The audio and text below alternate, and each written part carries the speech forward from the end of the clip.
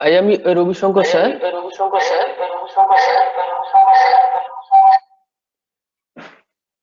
Chemistry teacher.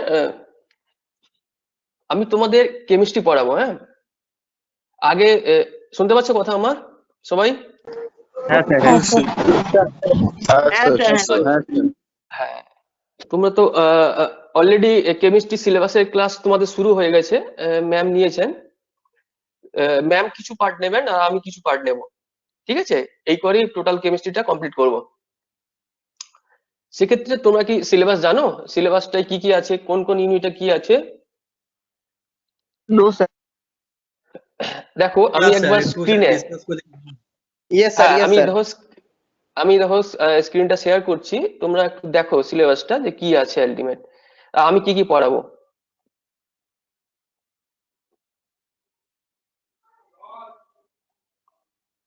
দেখতে পাচ্ছ স্ক্রিনটা?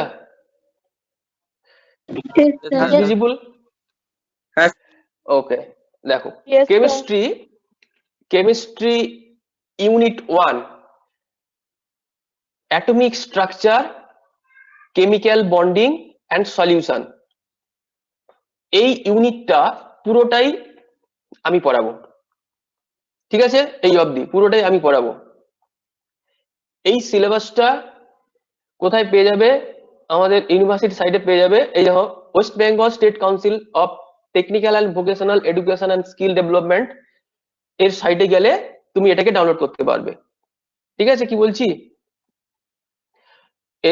এবার হচ্ছে যেটা দেখালাম, chemistry first unit, atomic structure, chemical bonding and solution, টোটালটা আমি পড়াবো। দেখো ইউনিট 2 ওয়াটার, ম্যাম পড়াবেন পুরোটা। এখানে যা আছে পুরো ইউনিট 2, ফুল ইউনিট 2 ম্যাম পড়াবেন। ইউনিট 3 হচ্ছে দেখো এই পোর্টল্যান্ড সিমেন্ট থেকে শুরু করে এই যে পোর্টল্যান্ড সিমেন্ট, পলিমার, এই অবধি টোটাল ভালকানাইজেশন অব রাবার অবধি টোটাল আমি পড়াবো। নেক্সট দেখো ইউনিট 4 এই লুব্রিকেশন থেকে লাস্ট অবধি লুব্রিক্যান্টস, এটা আমি পড়াবো।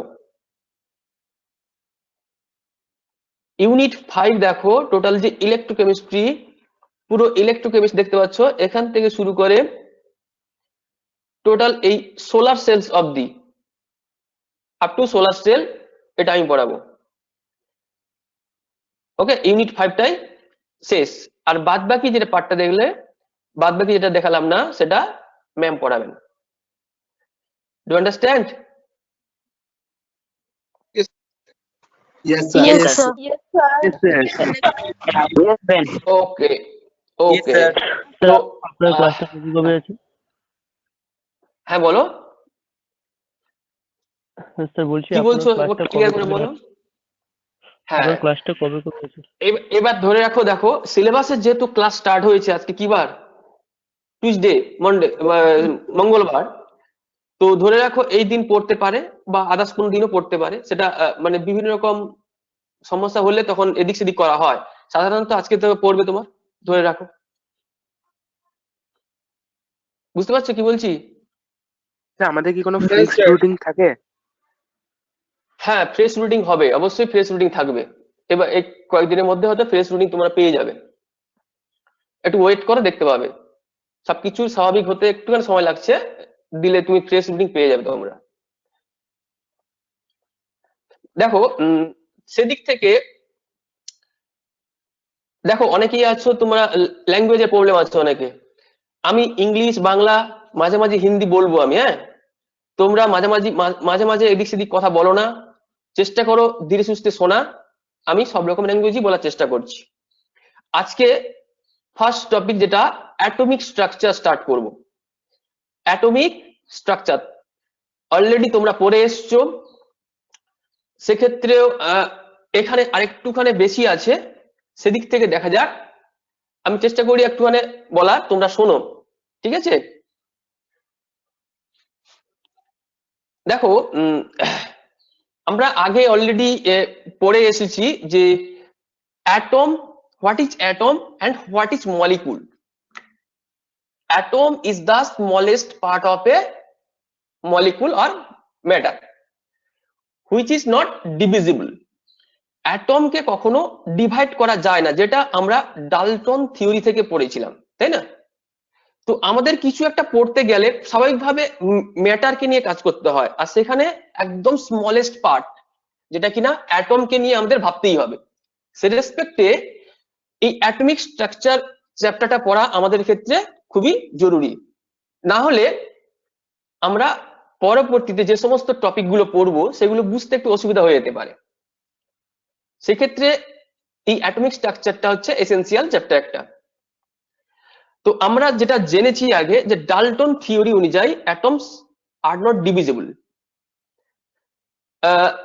তারপরে আছে যে থমসন মডেল দিয়েছেন, অ্যাটমিক মডেল বা অ্যাটমিক থিওরি দিয়েছেন, কিন্তু পরে দেখা গেছে যে this atoms R divisible and constituted with the three fundamental particles which are electron, proton and neutron. In 1897 scientist J.J. Thomson discovered the electron which is negatively charged and the charge is minus 1.602 into 10 to the power minus 19 coulomb. তোমরা ভালো করেই জানো যে electron যে Thomson scientist discover করেছিলেন 1897 সালে, যার charge কত minus 1.602 into 10 to the power minus 19 coulomb, এটা চার্জ। এবং ইলেকট্রনের মাস কত, মাস মানে ভর যেটাকে বলা হয় 9.11 into 10 to the power minus 31 KG. ঠিক আছে, দেখো এই যে ইলেকট্রন, প্রোটন, নিউট্রনের ডিসকভার, এটা অনেকটা বড় গল্প আছে, সেই জিনিসগুলো আমাদের না জানলেও চলে। এক্ষেত্রে শুধুমাত্র আমাদের যে ইলেকট্রন, প্রোটন, নিউট্রন, এদের মাস নাম্বার কত, চার্জ কত, এই জিনিসটা মনে রাখলে আমাদের চলবে। ব্যাপারটা কি বলছি বুঝতে পারা গেছে সবার? আমার কথা কি শোনা যাচ্ছে? Yes, sir. Yes, sir. Am I audible? Yes, sir. Yes, sir.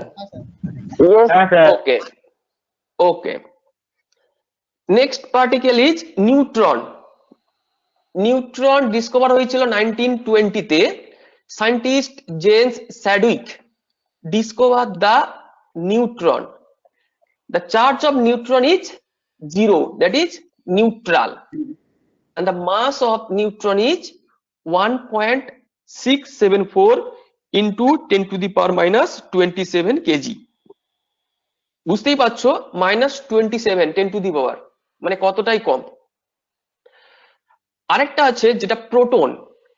Proton ई, है बोलो। न्यूट्रॉन में तो कोई आवेश नहीं होता है। हाँ हाँ, इसलिए तो न्यूट्रल है ना। यस सर, तो आप बता रहे हैं 1.6 into 10 to the power minus 27। ओटा वो तो मास है ना, मास, न्यूट्रॉन का मास है, वो चार्ज नहीं है, चार्ज तो न्यूट्रल है, जीरो। यस सर, अच्छे से सुन लो, पहले अच्छे से सुन लो, ठीक है? Yes sir. Next proton. Proton discovered by scientist Rutherford in 1920. The charge of proton is just opposite of the electron. The ইলেকট্রনের চার্জ কি ছিল, মাইনাস ছিল, এই প্রোটনের চার্জ হচ্ছে প্লাস, অর্থাৎ plus 1.602 into 10 to the power minus 19 coulomb, and mass of the proton is 1.672 into 10 to the power minus 27 kg. এই যে তিনটে ফান্ডামেন্টাল পার্টিকেল বললাম, ইলেকট্রন, প্রোটন এন্ড নিউট্রন, এদের কে কে ডিসকভার করেছে, কোন ইয়ারে, এদের চার্জ কত এবং মাস কত, সবাই ভালো করে শুনেছো? सर হ্যাঁ বলো। हम बोल रहे हैं गूगल पर सर्च करके पढ़े थे तो थी प्रोटॉन का खोज गोल्डस्टीन दिया था। प्रोटॉन का खोज गोल्डस्टीन। नो नो, ये प्रोटॉन गोल्डस्टेन नहीं है, वो रादरफोर्ड है नेमिंग। गोल्डस्टेन नेमिंग करा, नेम दिया था, प्रोटॉन का नाम प्रोटॉन दिया था के गोल्डस्टेन, बट डिस्कवर बाय रादरफोर्ड। ठीक है, okay sir, naming yes sir. Okay. तो এই Dalton theory, after Dalton theory, the J.J. Thomson theory about atomic model, after that scientist Rutherford developed a atomic structure. After that scientist Niels Bohr developed a atomic structure.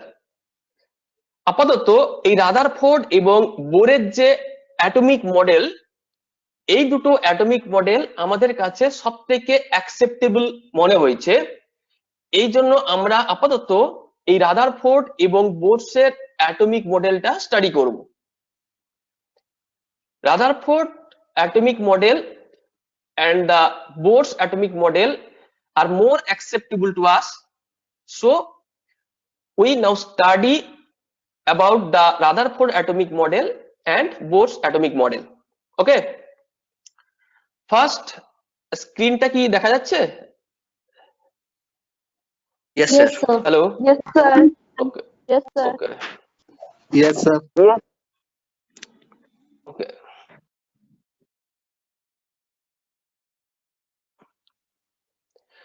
দেখো, scientist Rutherford, আগে যে সমস্ত scientist এই atomic model develop করতে গিয়েছিলেন, সেখানে কিছু না কিছু মানে ভুল কিছু করেছেন। সেই ভুলগুলোকে ডেভেলপ করে করে আলটিমেট যে সায়েন্টিস্ট রাদারফোর্ড একটা অ্যাটমিক মডেল দাঁড় করিয়েছিলেন।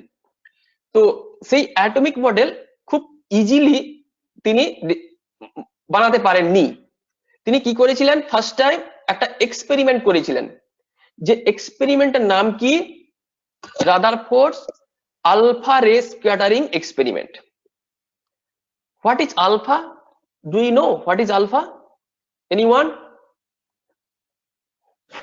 Alpha protein, alpha proton. Alpha proton? No no no no, alpha proton नहीं है, আলফাটা রে Alpha. a particle. Alpha is a particle like electron, proton, neutron, etc. Alpha একটা পজিটিভলি চার্জ পার্টিকেল। ওকে, এটা কি হয়, হিলিয়াম পার্টিকেলের একটা অ্যাটমের সঙ্গে এটা অনেকটা মিলে যায়। হিলিয়ামের মাস কত? হিলিয়ামের মাস হচ্ছে 4 এন্ড অ্যাটমিক নাম্বার কত? 2।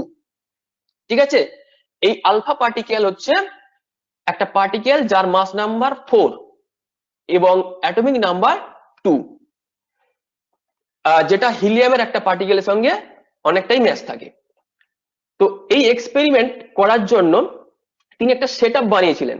কি সেটআপ? দেখো, এই যে পাশে একটা পিকচার দেখতে পাচ্ছ, Yes, sir. Yes, sir. একটু ওয়েট করো, স্ক্রিনটা একটু। ওকে, এই যে পিকচার দেখো, এই যে একটা স্মল বক্স রাখা আছে, এই যে বক্স, আমার কার্সারটা তুমি দেখতে পাবে, এই স্মল বক্সের ভিতরে একটা রেডিও অ্যাক্টিভ এলিমেন্ট রাখা আছে, তার নাম কি? পোলোনিয়াম। রেডিও অ্যাক্টিভ এলিমেন্ট কাকে বলবো আমরা? Which are called radioactive. Sir বলছি পিকচারটা একটু জুম করা যাবে স্যার? জুম, দাঁড়াও দেখছি আমি। না বাবা, হচ্ছে না জুম। ও, জুম হচ্ছে না, স্যার প্রত্যেকটা বুঝে যাচ্ছে না। দাঁড়া, হচ্ছে হচ্ছে হচ্ছে, হ্যাঁ বলো। স্যার একটা এই যে বলুন। এবার দেখা যাচ্ছে? হ্যাঁ স্যার। হ্যাঁ স্যার। দেখো, হ্যাঁ স্যার দাঁড়ায়। এই যে বক্স, ভালো করে দেখো, এই বক্সের ভিতরে কি আছে? একটা পোলোনিয়াম রেডিও অ্যাক্টিভ এলিমেন্ট।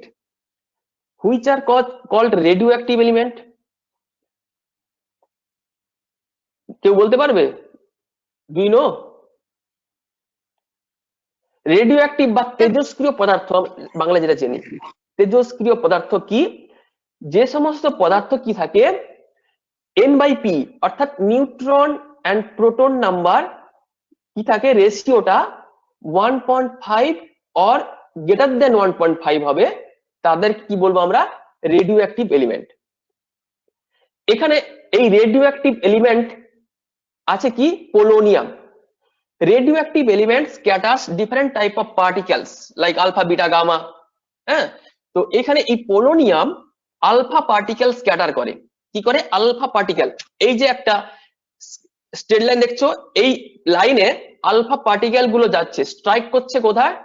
এখানে একটা ইয়েলো কালারের একটা স্কোয়ার আকৃতির একটা জিনিস রাখা আছে, দেখো, এটা হচ্ছে gold foil.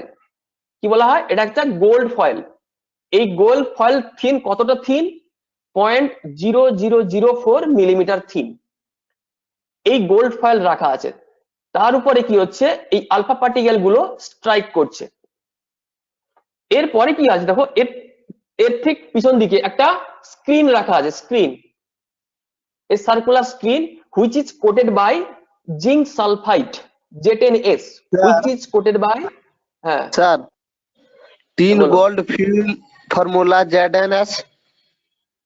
Z10S, that is called zinc sulfide, that is called zinc sulfide, which is coated on that screen, on the inner layer, okay? এটা একটা जरा स्क्रीन। हिंदी में बताइए ना सर इसको। ओ हिंदी में, वो जो स्क्रीन है ना, जो सिनेमा पर्दा है ना, सिनेमा Yes, sir. पर्दा है ना, यस ये जो वो जो स्क्रीन देख रहा है ना, ये भी एक पर्दा है। वो पर्दा का ऊपर में जिंक सल्फाइड केमिकल का प्रलेप दिया है। लेफ्ट हाँ, कोटिंग है, कोटेड है, कोटेड। এই জিঙ্ক সালফাইড দেওয়ার ফলে কি হয়, এই যে আলফা স্ক্যাটারিং লাইট গুলো যাচ্ছে না, আলফা পার্টিকেল গুলো এখানে একটা ব্রাইট লাইট জেনারেট করে, ব্রাইট লাইট জেনারেট করে। কার উপরে? এই জাস্ট পর্দাটার উপরে, এই স্ক্রিনের উপরে, ওকে? তারপর এই এক্সপেরিমেন্টটা থেকে তিনি কি দেখলেন? আলটিমেট তিনি দেখলেন কি, একটা এই যে বক্সের মাঝখান দিয়ে একটা পোলোনিয়াম মেটাল থেকে, রেডিও অ্যাক্টিভ মেটাল থেকে কি করছে, আলফা পার্টিকেল স্ক্যাটার করে এই গোল্ড ফয়েলের উপর ফেলা হলো। তারপরে কি হচ্ছে, পিছন দিকে দেখছে স্ক্রিনটাতে এই যে লাইটটা বিভিন্ন ভাবে ছড়িয়ে ছিটিয়ে পড়ছে, স্ক্যাটার হয়ে যাচ্ছে, স্ক্যাটার্ড হয়ে যাচ্ছে লাইটটা, তাই না? তো এই এক্সপেরিমেন্ট থেকে তিনি কি দেখলেন? দাঁড়াও, এটাকে জুম আউট করে কি করে হয়। এই এক্সপেরিমেন্ট থেকে তিনি কি দেখলেন? Then he observed that most of the alpha particle passed straight through the gold foil without any deviation. Maximum দেখতে পাচ্ছি যে আলফা পার্টিকেল গুলো কোনো ডেভিয়েশন ছাড়াই, মানে এদিক সেদিক মানে চলে যাওয়া ছাড়াই, ম্যাক্সিমাম আলফা পার্টিকেল গুলো গোল্ড ফয়েলকে ভেদ করে উল্টো পাশে চলে যাচ্ছে। Number 1। Number 2, some of the alpha particles were deflected by the foil by some angles. কিছু কিছু আলফা পার্টিকেল আছে যেটা কিনা কিছুটা অ্যাঙ্গেল করে কি হচ্ছে, চারদিকে ছড়িয়ে যাচ্ছে। সোনু শেখ, তুমি একটু, হ্যাঁ বলো। বলছি এগুলোকে লিখে নেবো? না না, এইসব ডকুমেন্টস তোমার দিয়ে দেওয়া হবে, তুমি টেনশন করো না। তোমার যদি মনে হয় যে যেটা মনে রাখতে পারবে না, লিখে নিতে পারো, লিখে নিতে পারো, কোনো সমস্যা নেই। কিন্তু এই ডকুমেন্টস গুলো তোমার পেয়ে যাবে। ঠিক আছে স্যার। হ্যাঁ, বইও তো রয়েছে, ডকুমেন্টস দিয়ে দেওয়া হবে, পারলে তুমি লিখে নিতে পারো, যেটা তোমার খুশি, যেখান থেকে খুশি করা যেতে তোমার পারে তো? কমফোর্টেবল মনে হয়। হ্যাঁ বলো, যেখান থেকে খুশি করতে পারি তো? কোনো সমস্যা নেই। স্যার पीडीएफ में मिल जाएगा सर, হ্যাঁ पीडीएफ में मिल सर, जाएगा पूरा ये PDF হ্যাঁ, সব পেয়ে যাবে। তোমরা কোনো টেনশন করো, সবই পেয়ে যাবে। যেগুলো আমরা পড়াচ্ছি ডকুমেন্টস, সেটা। তোমরা অলরেডি গ্রুপ ফলো করবে, গ্রুপে পেয়ে যাবে। Okay sir. স্যার আমাদের ফার্স্ট সেমিস্টারের বই তো এখনো দেওয়া হয়নি। একটু ওয়েট করো, জিনিসটাতে সিচুয়েশনটা বুঝতেই পারছো না, একটুখানি গুছিয়ে নিতে হবে না, একটু ওয়েট করে যাও। Okay okay sir. হ্যাঁ, এবার দেখো এই যে alpha particle out of 1200 to 20,000 sorry 12,000 to 20,000 alpha particle, একটা মাত্র পার্টিকেল আলফা পার্টিকেল কি করে ঠিক যেই পাথে গেছিল ঠিক 180 ডিগ্রি অ্যাঙ্গেলে আবার রিটার্ন করে, একটা মাত্র পার্টিকেল। এই অবজারভেশন গুলো তিনি এই এক্সপেরিমেন্ট থেকে দেখলেন। এরপর তিনি কি করলেন, তিনি একটা সিদ্ধান্ত নিলেন বা কনক্লুড করলেন। কি করলেন, যে একটা যে স্ক্রিনটা দেখা যাচ্ছে, এই স্ক্রিনটা, এই যে পিকচারটা দেখা যাচ্ছে, ওকে, দেখো এটা একটা অ্যাটমিক মডেল আকারে তিনি ইমাজিন করলেন এবং তিনি বললেন কি, most of the space inside the atom is empty because most of the alpha particle passed through the gold foil without getting deflected। তিনি এখান থেকে কি বললেন, যে maximum place of the atom, একটা অ্যাটমের মাঝখানে ম্যাক্সিমাম জায়গা কি হচ্ছে, ফাঁকা আছে, ভ্যাকেন্ট আছে। তা না হলে কি এই আলফা পার্টিকেল গুলো এদিক থেকে ওদিকে চলে যেতে পারতো? নিশ্চয়ই যেতে পারতো না, ভেদ করতে পারতো না। তাই তিনি বললেন কি, most of the alpha particle কি আছে, ভ্যাকেন্ট আছে। এই আলফা পার্টিকেল না, মোস্ট অফ দ্য অ্যাটমের জায়গাটা ভ্যাকেন্ট আছে। যার ফলে কি হচ্ছে, এই যে আলফা পার্টিকেল গুলো ম্যাক্সিমাম ডিফ্লেক্ট না করে সোজা বেরিয়ে যাচ্ছে। নেক্সট হচ্ছে কি, very few particles were deflected from their path, indicating that the positive charge of the atom occupies very little space। আমরা কি জানি, same charge repel each other and opposite charge attract each other। এখানে দেখতে পাচ্ছি যেহেতু alpha particle গুলো positive charge, সেক্ষেত্রে কিছু আলফা পার্টিকেল লেফট সাইড ও রাইট সাইডে ডিফ্লেক্ট করছে। মানে কি, নিশ্চয়ই অ্যাটমটার মাঝখানে কোনো একটা পজিটিভ জায়গা আছে, যে পজিটিভ জায়গা দিয়ে এই পজিটিভলি চার্জ আলফা পার্টিকেল গুলো ডিফ্লেক্ট হচ্ছে। এটা তোমরা বুঝতেই পারি, তাই তো নাকি?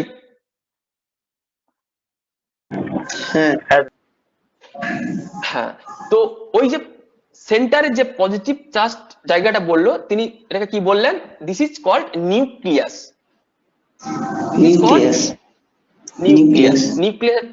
নিউক্লিয়াসের চার্জ হচ্ছে পজিটিভলি চার্জড।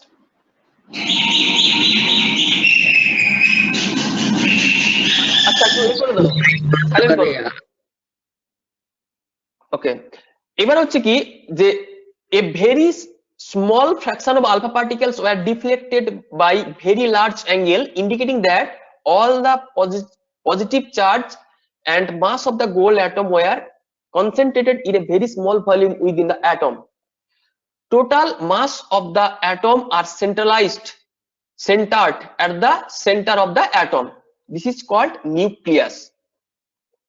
এই যে টোটাল অ্যাটমটা, পুরো অ্যাটমটার সমস্ত কোথায় কেন্দ্রে, সেন্টারে আছে, কেন্দ্রে, যেটার নাম কি, নিউক্লিয়াস।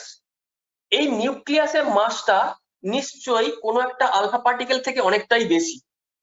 সেই জন্য কি করে, ওই নিউক্লিয়াস দিয়ে আলফা পার্টিকেল ধাক্কা খেয়ে একটা পার্টিকেল পুরো যে পাথে গেছিল ঠিক সেই পাথে রিটার্ন করে। নাহলে কি আসতে পারতো? কোনো একটা ভারী, কোনো একটা ওয়েলডি কোনো জিনিস নিশ্চয়ই আলফা পার্টিকেলকে ধাক্কা দিয়েছে, তাই তো ঘুরে এসছে। নাকি যদি উল্টো চেষ্টা হতো, আর 1 alpha kiran of 10 না? Wait,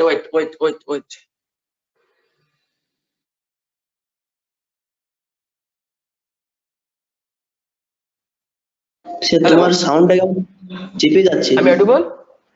Am I audible? Sir ব্যাকগ্রাউন্ডে একটা সাউন্ড আসছে। Am I audible? স্যার এখন কোনো সমস্যা হচ্ছে? না স্যার, না কোনো সমস্যা হচ্ছে। আচ্ছা, হ্যাঁ বলো, কি বলছে বলো কে? স্যার সেকেন্ড যে ওই নিউক্লিয়াসের এটা ওটা একটু রিপিট করুন। কোনটা বলো তো, কোনটা, কোন পয়েন্টটা বললে? Sir atom of metal foil যেটা এটা দেওয়া আছে। কোনটা, কোন পয়েন্টটা বলো, কোন কত নম্বর পয়েন্ট? আচ্ছা, 2 নম্বর, মানে এইটা তাই তো? very few হ্যাঁ। particles were deflected from their path, indicating that the positive charge of the atom occupy very little space. মানে কি যে দেখা গেছে যে দেখলো কি কিছু আলফা পার্টিকেল লেফট সাইড, কিছু alpha particle right side deflect করছে, তাই তো? কেন করছে? নিশ্চয়ই মাঝখানে কোনো একটা জায়গা আছে যেটা পজিটিভ জায়গা, যার ফলে কি হচ্ছে positively alpha particle charge alpha particle কি হচ্ছে রিফ্লেক্ট হয়ে যাচ্ছে। আর ওই জায়গাটা হচ্ছে খুব স্মল, অর্থাৎ টোটাল যে অ্যাটমিক সাইজ, সেই অ্যাটমিক সাইজের রেসপেক্টে সেই সেন্টারটা অনেকটাই ছোট, এন্টায়ার টোটাল লিটল স্পেস একটা। বোঝা গেল?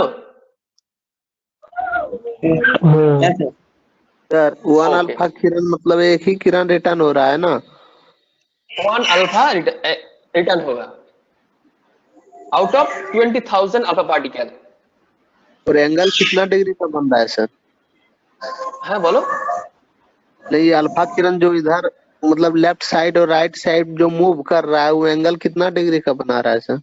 ना वो डिफरेंट डिग्री होगा, वो पता नहीं किस माने कौन सा डिग्री होगा, डिफरेंट डिग्री, कौन सा बेसी हो जाए कौन सा कम हो जाए कोई दिक्कत नहीं। Okay sir. Okay okay okay. তো এইরকম একটা এক্সপেরিমেন্ট করলো, এক্সপেরিমেন্ট করে তিনি কনক্লুড করলেন যে এইরকম একটা স্ট্রাকচার হতে পারে। তো এর উপর বেস করে তিনি একটা অ্যাটমিক মডেল বানালেন। সেটা কি? নেক্সট দেখো, রাদারফোর্ডস অ্যাটমিক মডেল কি বানালেন? There is a positively charged center in an atom called the nucleus. Nearly all the mass of an atom resides in the nucleus. একটু আগেই বলেছিলাম যে একদম সেন্টার, যেটা অ্যাটমের সেন্টারে কি থাকবে? নিউক্লিয়াস থাকে। নিউক্লিয়াসটা পজিটিভলি চার্জড এবং এবং হচ্ছে তার চারিদিকে কি আছে, আর নিউক্লিয়াসে কি হচ্ছে টোটাল হচ্ছে মাস, টোটাল অ্যাটমটার মাস সেন্ট্রালাইজড হয়ে আছে কোথায়? এই নিউক্লিয়াসে। ওকে, নেক্সট হচ্ছে the electrons revolves around the nucleus in well defined orbits.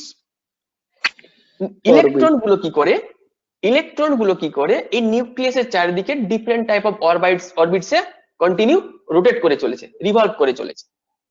এই নিয়ে টোটাল আমার অ্যাটম, এটা একটা অ্যাটমিক মডেল তিনি চেষ্টা করলেন দাঁড় করানোর জন্য। কিন্তু পরে দেখা গেছে যে এই অ্যাটমিক মডেলটায় বেশ কিছু কি আছে, ফল্ট আছে। সেই ফল্ট গুলো কি করেছেন, রিকভার করেছেন কে? Scientist Niels Bohr. Niels Bohr ছিলেন সায়েন্টিস্ট রাদারফোর্ডের স্টুডেন্ট। তিনি কি করলেন, এটাকে মডিফাইড করে তিনি একটা নিজে একটা অ্যাটমিক মডেল বানানোর চেষ্টা করলেন। ওকে, এবার দেখবো কি রাদারফোর্ডের অ্যাটমিক মডেলের যে, আচ্ছা আরেকটা পয়েন্ট ছিল যেটা the size of the nucleus is very small as compare to the size of the atom. সেটা আগেই বলে দিয়েছিলাম, আগের স্লাইডেই বলেছিলাম যে নিউক্লিয়াসের সাইজ টোটাল যে অ্যাটম তার সাইজের রেসপেক্টে অনেকটাই ছোট, অনেকটাই কম। ঠিক আছে, এটা ছিল একটা আগের স্লাইডে বলেছিলাম এই পয়েন্টটা। নেক্সট দেখো কি limitations of Rutherford's atomic model. Limitation, এই যে বললাম না কিছু কিছু ত্রুটি থেকে গেছে, ডিফল্ট থেকে গেছে, সেই ডিফল্ট গুলো কি কি? নাম্বার 1 লিমিটেশনস, এই পিকচার তোমাদের দেখতে পাচ্ছ ক্লিয়ারলি? Yes sir. হ্যাঁ স্যার। Okay, Yes sir. আচ্ছা, রাদারফোর্ড কি প্রপোজ করেছিলেন যে electrons revolve in a circular orbit around the একটা positive charge nucleus. But according to the electromagnetic theory, whenever a charged particle such an electron is accelerated around another charged center that is called nucleus, which is under force of attraction, there will be continuous radiation of energy. This loss of energy would slow down the speed of the electron. This would reduce the radius of the electron orbit. Eventually, the electron would fall into the nucleus following a spiral path. The atom would collapse. But this does not happen. আমরা একটু আগে দেখলাম যে কি দেখলাম, যে nucleus একটা positive charge nucleus, তার চারিদিকে কন্টিনিউয়াস কি হচ্ছে, নেগেটিভ ইলেকট্রন গুলো কন্টিনিউ রোটেট করে চলেছে। কিন্তু অ্যাকর্ডিং টু ইলেকট্রোম্যাগনেটিক থিওরি, কোনো একটা চার্জ পার্টিকেল আর একটা চার্জ পার্টিকেলের চারদিকে যখন রোটেট করে, সেক্ষেত্রে কি করে, যেই চার্জ পার্টিকেলটা রোটেট করছে কন্টিনিউ এনার্জি লস করতে থাকে। জোরে বলুন হ্যাঁ কি বলছো? স্যার, কিছু শুনতে পাচ্ছি না। শুনতে পাচ্ছ না?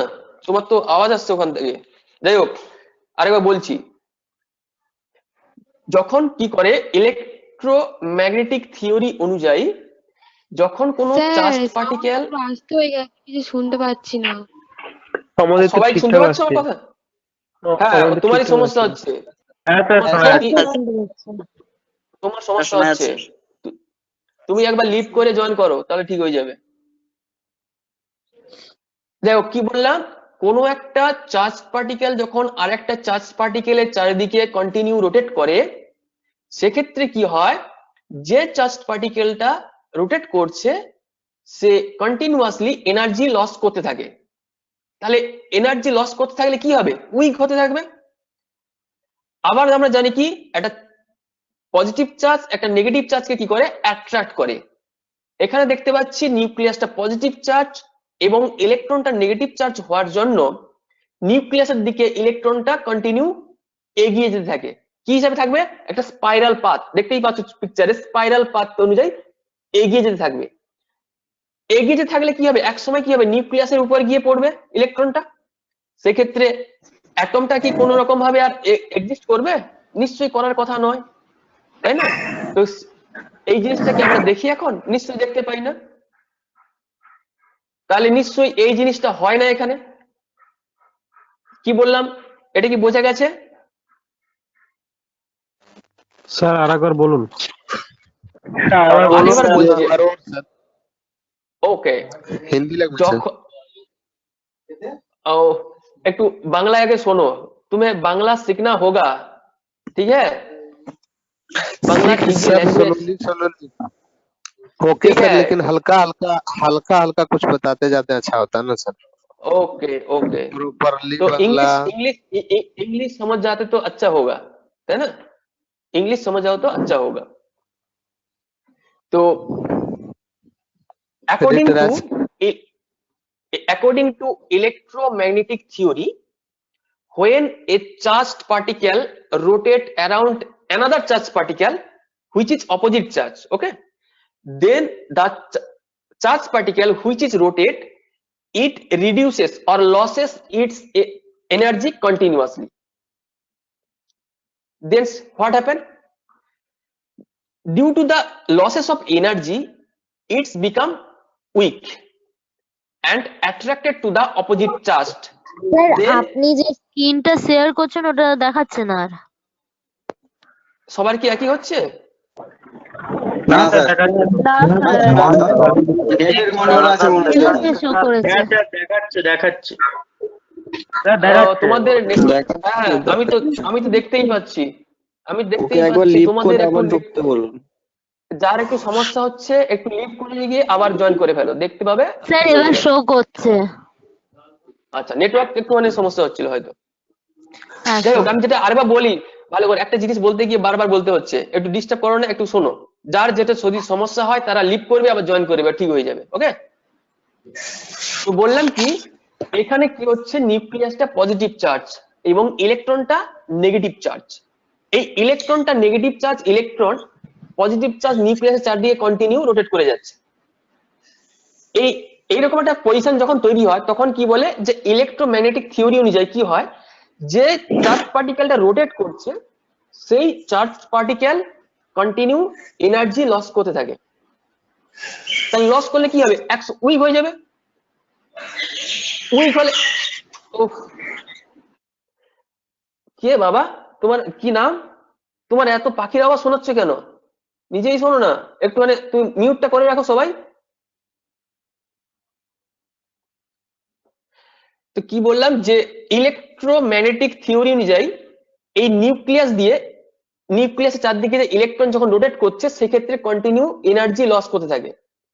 এনার্জি লস করলে উইক হবে এবং নিউক্লিয়াস দিয়ে অ্যাট্রাক্টেড হতে থাকবে, দিয়ে একসময় কি হবে নিউক্লিয়াসের উপর গিয়ে ইলেকট্রনটা আছড়ে পড়বে। সেক্ষেত্রে যে অ্যাটমটা তার কি কোনো এক্সিস্টেন্স থাকার কথা? নিশ্চয়ই থাকার কথা নয়, কিন্তু আমরা তো দেখতেই পাচ্ছি যে অ্যাটম গুলো সবকিছু আমাদের চারদিকে ঘুরে মানে পাচ্ছি অলরেডি, সেটা তো নিশ্চয়ই হয় না, তাই না? তো এটা ছিল first limitations of Rutherford atomic model. যার যার প্রবলেম হচ্ছিল একটু বুঝতে পেরেছো? হ্যাঁ স্যার। ওকে, নেক্সট একটা দেখো, Rutherford proposed that electrons revolve around the nucleus in the fixed orbits. However, it did not specify the orbits and the number of electrons in each orbit. Rutherford বলেছিলেন যে নিউক্লিয়াসের চারিদিকে যে সমস্ত electron গুলো fixed পাথে rotate করছে সেই সমস্ত ফিক্সড পাথের তিনি নেমিং করেননি, নাম দেননি, কি নাম হবে সেটা দেননি, এবং প্রত্যেকটা পাথে ম্যাক্সিমাম কত ইলেকট্রন থাকতে পারবে সেক্ষেত্রেও কোনো কনসেপ্ট তিনি দিতে পারেননি। বোঝা গেল? এটা ছিল 2 নম্বর লিমিটেশনস রাদারফোর্ডে। এখান থেকে কারো কিছু জিজ্ঞেস করার আছে?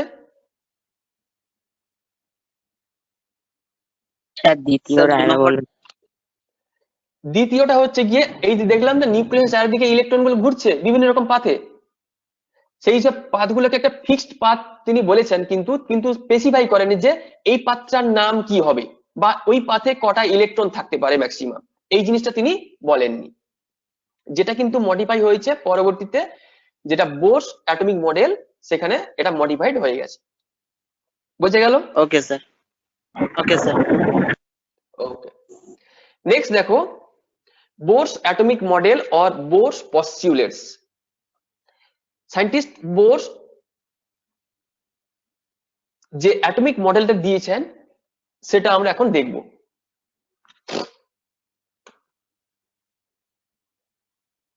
First, in an atom, electrons that is negatively charged revolves around the positively charged nucleus in a definite circular path called orbits or cell. These orbit or cells are called stationary orbit or cells. একটু আগে কি দেখলাম রাদারফোর্ডের atomic মডেলে, যে যেটা ছিল রাদারফোর্ডের যে limitation ছিল, সেই লিমিটেশনসে কি করেছিলেন সায়েন্টিস্ট রাদারফোর্ড, কিন্তু ওই যে অরবিট গুলোর ফিক্সড নেম দেননি।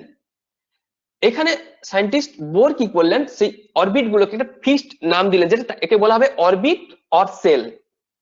This fixed part is called orbit or shells. দেখো পাশে আমরা একটা পিকচার দেখছি, দেখো এই পিকচারে একদম মাঝখানে যেটা, সেই পয়েন্টটা কি বলা হবে? নিউক্লিয়াস। নিউক্লিয়াসের চারদিকে ছোট ছোট একদম যে স্পেরিক্যাল পাথ গুলো, this path is called shell or orbit. Okay, first point গেল এটা। Next, each orbit or shells has a fixed energy and during rotation of electrons they cannot emit or absorb the energy. যখন কোন electron যখন এই fixed অরবিটে continue rotate করে সেক্ষেত্রে কোন রকম ভাবে electron energy gain or loss করে না। যদি ইলেকট্রন এনার্জি অ্যাকসেপ্ট করে সেক্ষেত্রে মানে এক্সাইটেড হয়ে যায়, এক্সাইটেড হয়ে গিয়ে হাইয়েস্ট এনার্জি লেভেলে চলে যায়, সেটা পরে আসছি। নেক্সট দেখো, the energy levels are represented by an integer small n equals to 1 2 3. This number is called quantum number. Quantum number কি, এই ব্যাপারগুলো এর নেক্সট ক্লাসগুলোতে বলবো। এই কোয়ান্টাম নাম্বার নিয়ে অনেক কিছু জিনিস আছে। এক্ষেত্রে তোমাকে আগে জানতে হবে কি, এই যে অরবিট গুলো দেখতে পাচ্ছি না, নিউক্লিয়াস থেকে চারদিকে যে অরবিট গুলো দেখতে পাচ্ছি, দেখো এই যে গোল গোল অরবিট গুলো, this spherical orbits are called shells or orbit. This is indicated by small n equals to 1, small n equals to 2, small n equals to 3. This number is called, but these numbers are called the quantum number. Okay, বোঝা যাচ্ছে আমার কথা? Yes, sir. Okay sir. Yes, sir. Okay, okay. Next দেখো, yes sir. পরের topic দেখো, the electrons in an atom move from a sir lower আগের স্লাইডটা energy level. একবার দেখাবেন? দাঁড়াও,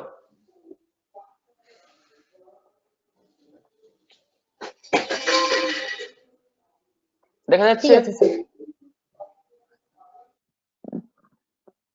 Next দেখো, the electrons in an atom move from a lower energy level to a higher energy level by gaining the required energy, and an electron moves from a higher energy level to lower energy level by losing energy. আমি একটু আগে কি বলেছিলাম যে নিউক্লিয়াসের চারিদিকে যে fixed যে অরবিট আছে, সেক্ষেত্রে যখন ইলেকট্রন গুলো ওই অরবিটে কন্টিনিউ রোটেট করে, কোন রকম এনার্জি লস অর গেইন করে না। আরেকটা জিনিস জানতে হবে যে when the number of orbit increases, that is 1, 2, 3, the energy also increases.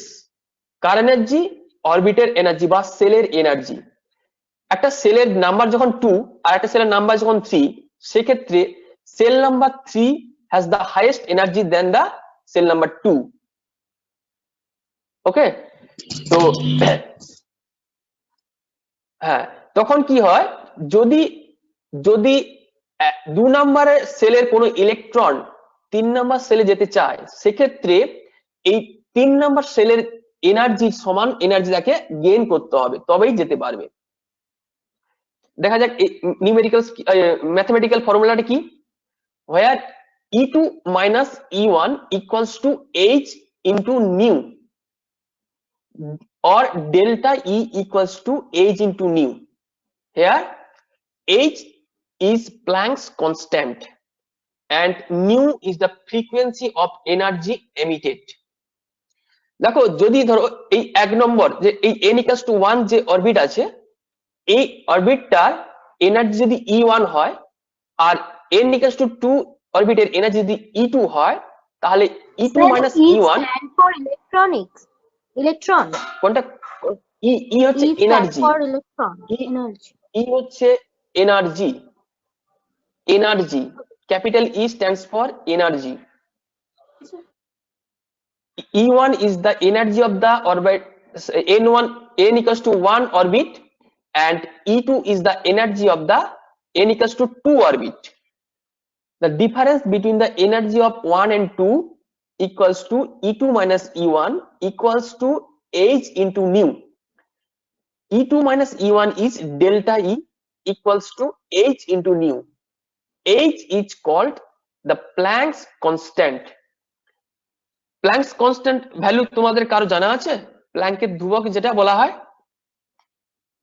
সেটা আমি বলে দিচ্ছি। প্ল্যাঙ্কস কনস্ট্যান্ট হচ্ছে 6.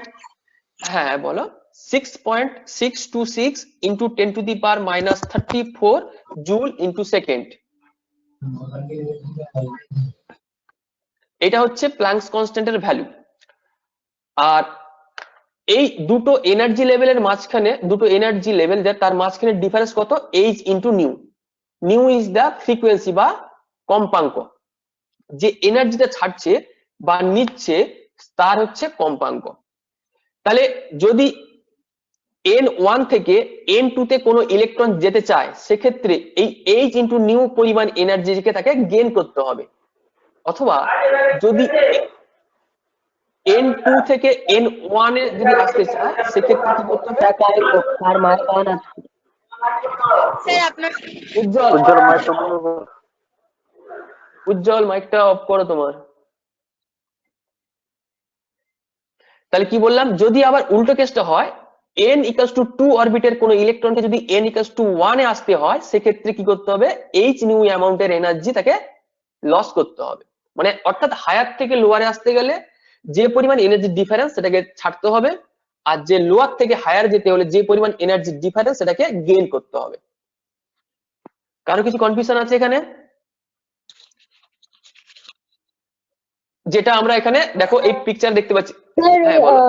ভ্যালুটা যেটা বললেন না এইচ এর ভ্যালুটা হ্যাঁ হ্যাঁ প্ল্যাঙ্ক কনস্ট্যান্ট হ্যাঁ ওটা 6.6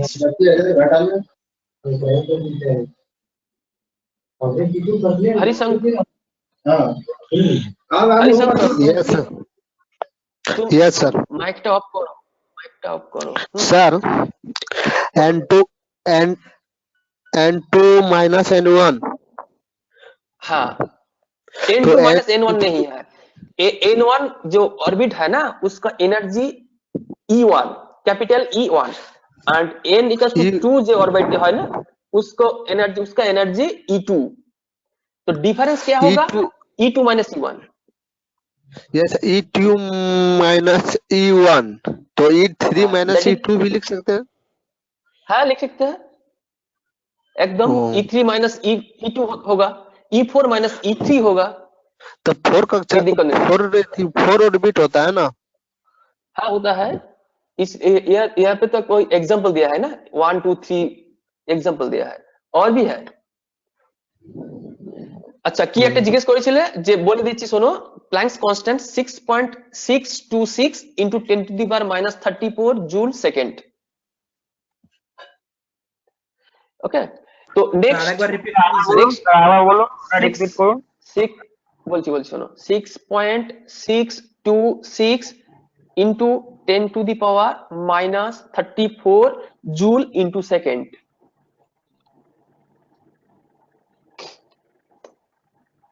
नेक्स्ट देखो here E2 greater than E1, sir here joule E2 greater than joule into second।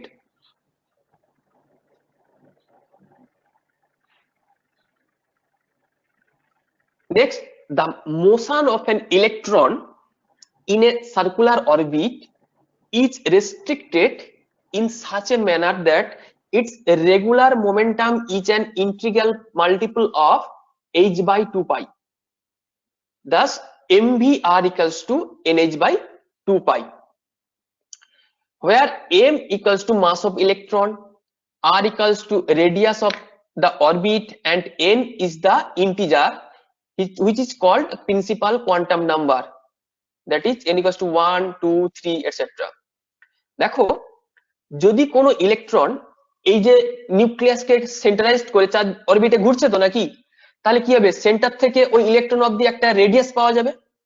সেই রেডিয়াস যদি r হয় মানে ব্যাসার্ধ যদি r হয়, ইলেকট্রনের মাস যদি m হয় এবং ইলেকট্রনটা যে স্পিডে ঘুরছে তার ভেলোসিটি যদি v হয়, তার অ্যাঙ্গুলার মোমেন্টাম কত হয় m into v into r, mvr angular momentum. এই অ্যাঙ্গুলার মোমেন্টামটা কি হবে একটা ইন্টিগ্রালের multiple of h by 2 pi, h by 2 pi এর মাল্টিপল হবে কার এই যে প্রিন্সিপাল কোয়ান্টাম নাম্বারে, ঠিক আছে, যেটা mvr equals to nh by 2 pi। h টা তো একটু আগে বলেছি, h টা কি বলা হবে প্ল্যাঙ্কস কনস্ট্যান্ট, আর n টা কি, n টা হচ্ছে প্রিন্সিপাল কোয়ান্টাম নাম্বার। যখন কোনো একটা পার্টিকেল কোনো একটা সেন্টারকে সেন্টারাইজড করে রোটেট করতে থাকে সেক্ষেত্রে তার অ্যাঙ্গুলার মোমেন্টাম হয় কি m into v into r। m টা হচ্ছে পার্টিকেলটার মাস, আর v টা হচ্ছে ভেলোসিটি, এবং r টা হচ্ছে রেডিয়াস, কোত্থেকে সেন্টার থেকে রেডিয়াস। বোঝা গেল? বোঝা গেছে?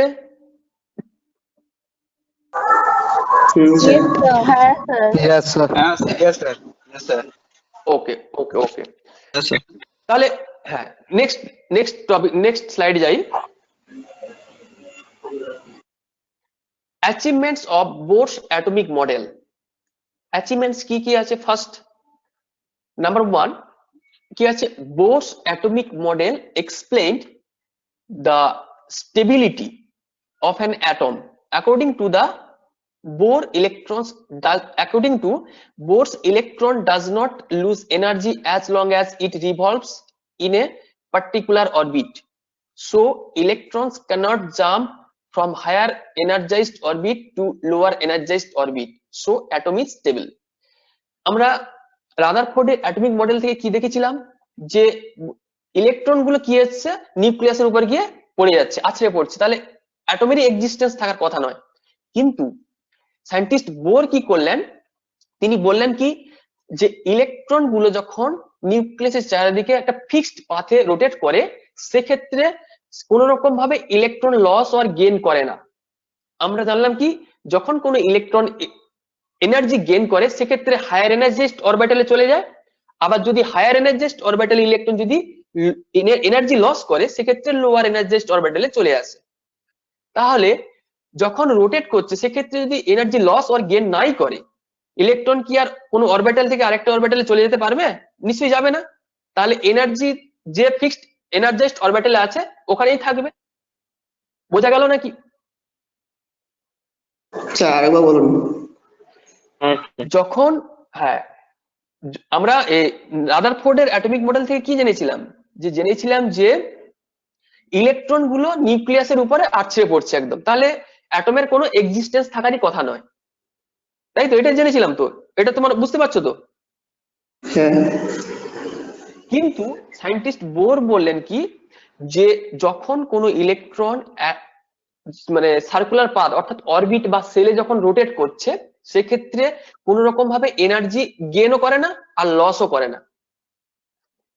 তাহলে কি হবে, যেখানে ছিল সেখানেই থাকবে, নিউক্লিয়াসের উপর পড়ে যাওয়ার কোনো সম্ভাবনা নেই, তাই তো? এটা বোঝা গেল নাকি? Nucleus type sir. হ্যাঁ একদম স্টেডি। হ্যাঁ বলো। यस यस सर वही पूछ रहे थे। हाँ मतलब ना इलेक्ट्रॉन का लॉस होगा ना प्रॉफिट होगा। हाँ जब इलेक्ट्रॉन एनर्जी गेन करेगा ना तब वो हायर एनर्जी ऑर्बिटल को चल जाएगा और जो लॉस करेगा जब लॉस करेगा तब लोअर एनर्जिस्ट ऑर्बिटल में आ जाएगा। तो जो एनर्जी जब कोई लॉस और गेन नहीं करेगा तब क्या होगा, जिसमें है उसमें ही होगा, उसमें ही रह जाएगा न्यूक्लियस।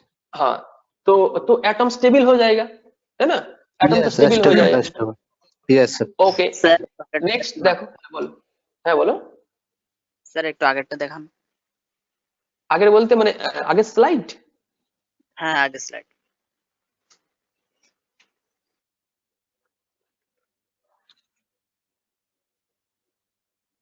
হয়েছে? ওকে স্যার, ওকে স্যার। নেক্সট দেখো, Bohr's atomic model explained successfully the atomic spectra of hydrogen, because in hydrogen spectra various line of spectra are present. What is spectra? কেউ জানো কি? যখন কি করে ইলেকট্রন, কি বললাম, যখন ইলেকট্রন যখন এনার্জি অ্যাকসেপ্ট করে তখন কি হয়, হায়ার এনার্জিস্ট অরবিটাল চলে যায়, একটু আগেই বললাম আমরা।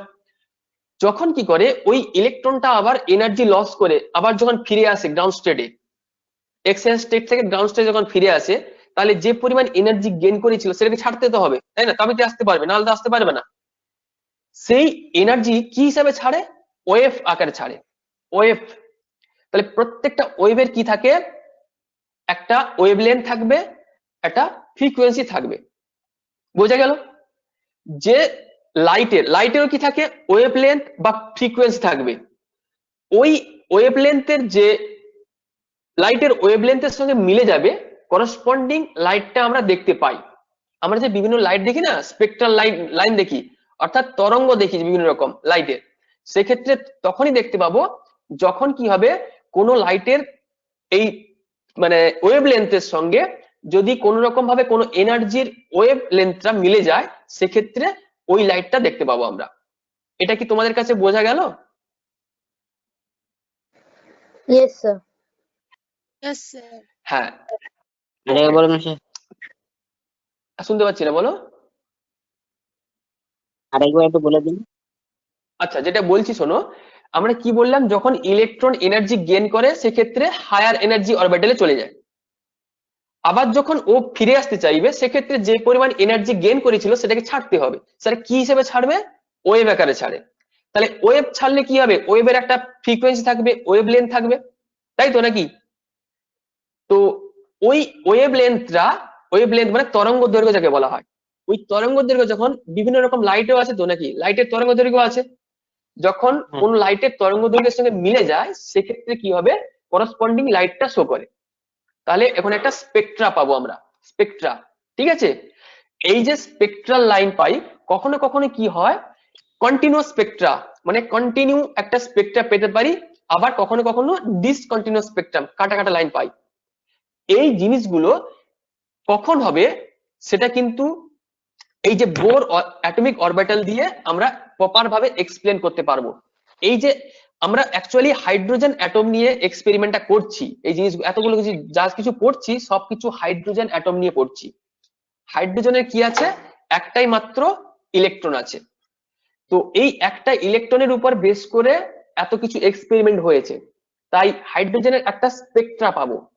এরপরে ক্লাসগুলোতে হাইড্রোজেনের স্পেকট্রার উপরে অনেকগুলো জিনিস আলোচনা করব, কেন এই স্পেকট্রা দেয় এবং এই স্পেকট্রাল লাইন কখন কন্টিনিউয়াস হবে, কখন আবার ডিসকন্টিনিউয়াস হবে, কেনই বা হয়, সেই জিনিসগুলো পরে আছে। এই স্পেকট্রাল লাইন পাওয়ার ব্যাপারটা আমরা সাকসেসফুলি এক্সপ্লেন করতে পেরেছি কার দ্বারা, এই বোর অ্যাটমিক মডেল দ্বারা। এটাই একমাত্র বলা, বোঝা গেল কি বলছি আমি? Yes, sir. Yes, sir. Yes, sir. Okay, হ্যাঁ স্যার। নেক্সট দেখো limitations of Bohr atomic model. Bohr atomic model আমাদের কাছে অ্যাকসেপ্ট হওয়া সত্ত্বেও এর কিছু কিছু জিনিস আছে আমাদের মানে প্রপার এক্সপ্লেন করতে পারেননি। সেটা কি? Number 1, it fails to explain the spectra of atoms having more than one electron. একটু আগে কি বললাম, হাইড্রোজেনের একটা ইলেকট্রন আছে, এই হাইড্রোজেনকে নিয়েই তিনি এক্সপেরিমেন্টটা করে গেছেন। একটার বেশি ইলেকট্রন যে সমস্ত অ্যাটমে আছে সেই সমস্ত অ্যাটমের মডেল কিন্তু তিনি ভালোভাবে এক্সপ্লেন করতে পারেনি। অর্থাৎ সেখানে যে স্পেকট্রাল লাইনগুলো পাবো সেই স্পেকট্রার ক্ষেত্রে কেন পাচ্ছি সেই জিনিসগুলো কিন্তু এই বোর অ্যাটমিক মডেল থেকে ভালোভাবে এক্সপ্লেন করা সম্ভব হয়নি। নাম্বার 2 দেখো, it fails to account the splitting of spectral lines on the application of magnetic field which is called Zeeman effect. মানে কি বললাম আমি এতক্ষণ ধরে, কি বলে যাচ্ছি যে সেল অর অরবিট, তাই না? যখন আমরা একটা ম্যাগনেটিক ফিল্ড জেনারেট করবো, ম্যাগনেটিক ফিল্ড কিভাবে জেনারেট করে, একটা সাউথ পোল একটা নর্থ পোল, এদের পাওয়ার যখন বাড়ানো হয়, দুটো একটা সাউথ পোল আর নর্থ পোলের মাঝখান দিয়ে যখন কোনো অ্যাটম পাঠানো হয়, সেক্ষেত্রে ওই অ্যাটমের যে অরবিট গুলো বা সেল গুলো আছে না, সেগুলো আরো অনেক অনেক ভাগে ভাগ হয়ে যায়, অনেক ছোট ছোট ভাগে ভাগ হয়ে যায়, যেগুলোকে কি বলা হয়, সাবসেল। সাবসেল বলা হয়, সেল গুলো ভাগ হয়ে সাবসেল তৈরি করে। এই যে ম্যাগনেটিক ফিল্ডের জন্য এই সাবসেল তৈরি হওয়ার ব্যাপারটাকে বলা হয় কি, জিম্যান ইফেক্ট। এই জিম্যান ইফেক্ট কেন হয়, বোর অ্যাটমিক অরবিটাল দিয়ে সেটাকে এক্সপ্লেন করা সম্ভব হয়নি। এই জিনিসটা কি তোমাদের বোঝা গেল?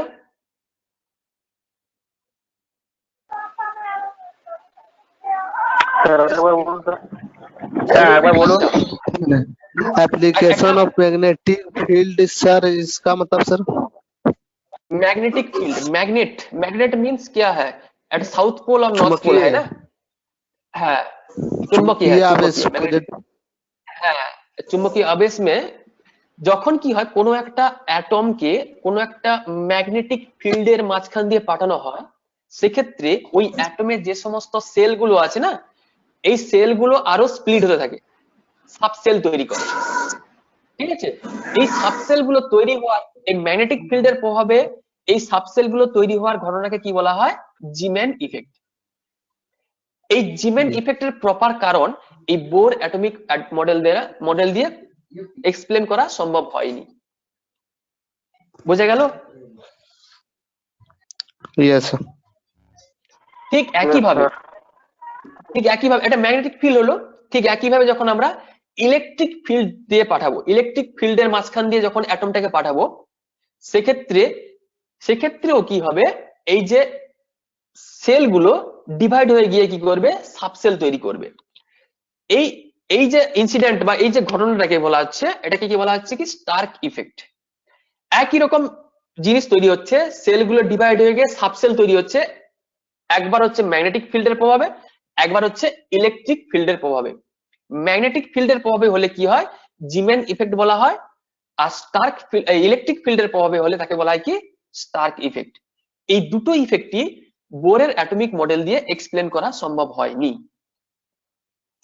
এটা কি বোঝা গেল না যায়নি? Yes sir. বোঝা গেল স্যার। হ্যাঁ, এবার দেখো এই টোটাল হচ্ছে আমাদের রাদারফোর্ডের অ্যাটমিক মডেল এবং সায়েন্টিস্ট নিলস বোরের অ্যাটমিক মডেল, পুরোটা আমাদের এদের লিমিটেশনস কি, এদের অ্যাচিভমেন্ট কি, ঠিক আছে, এগুলো সবই আমরা পুরোটা পড়লাম, আপাতত পড়লাম। এরপরে আরো আছে বেশ কিছু জিনিস আছে, ডি ব্রগলি ইকুয়েশন আছে, হাইজেনবার্গ আনসার্টেনিটি প্রিন্সিপাল আছে, এগুলো তো আজকে করতে পারছি না, আজকে যেহেতু সময় শেষ হয়ে গেছে, আপাতত এইখান অবধি রাখবো। কারো কিছু এনকোয়ারি আছে? না স্যার। ওকে, স্যার বলছিলাম যে ইংরেজি একটু বুঝতে পারছিলাম ভালো। শুনতে স্যার পাচ্ছি না? PDF share sir. স্যার শুনতে পাচ্ছি পিডিএফটা না। গ্রুপে পাঠিয়ে দেবেন তো? হ্যাঁ হ্যাঁ হ্যাঁ, গ্রুপে দিয়ে দেওয়া হবে, সব গ্রুপে দিয়ে দেওয়া হবে, তোমরা পেয়ে যাবে। আর কি বলছিলে, কে বলছিলে বলো? হ্যাঁ বলো। স্যার বলছিলাম একটু বলো, বলো। ইংলিশে বুঝতে অসুবিধা হচ্ছে, বাংলায় যে বইতে লেখা আছে ওটা করলে কোনো অসুবিধা হবে? না না, কোনো সমস্যা নেই, চেষ্টা করো ইংলিশটা পড়া, কারণ তোমার সেকেন্ড ইয়ার থেকে তোমাকে ইংলিশ চেষ্টা করো, আর বলছিলাম বললে কোনো ফার্স্ট সমস্যা সেমিস্টার নেই।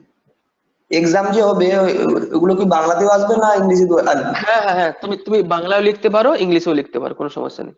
এই কোশ্চেন কিন্তু ইংলিশে হবে। কোয়েশ্চেন ইংলিশে হবে? হ্যাঁ হ্যাঁ, ঠিক আছে। ওকে, ঠিক আছে, নেক্সট, হ্যাঁ ওয়েলকাম সবাইকে, আবার নেক্সট ক্লাসে দেখা হবে। হ্যাঁ, হ্যাঁ, thank you sir. Thank you sir.